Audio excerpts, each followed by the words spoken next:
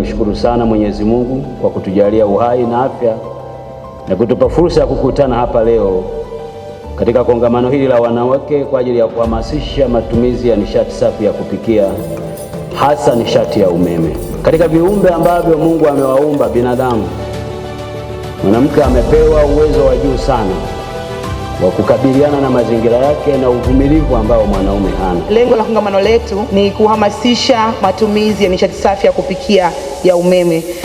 Sisi kama wana TANESCO tunao wajibu wote wa kuhakikisha kwamba ajenda hii tunaitekeleza, kwa sababu pia ni ajenda ya serikali, lakini pia ni ajenda ya wizara yetu ya nishati. Sikubali tena wanawake wengi zaidi wapoteze maisha kwa kutumia nishati iliyo chafu, kwamba kazi ya kututengenezea chakula wa kina baba iwe kazi ya kugharimu maisha ya kina mama, kwa sababu hawa ndo wanakaa jikoni muda mrefu.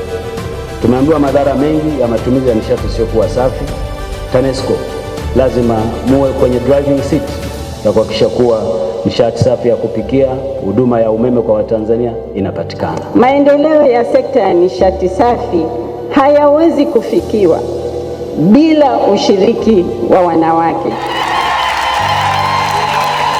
Tuheshime wanawake wenzangu, huwaga tukibeba jambo hatuwezi kushindwa.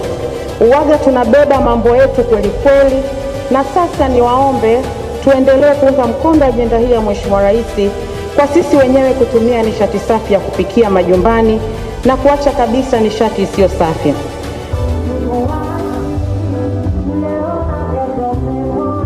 Nishati safi inatoka TANESCO umeme.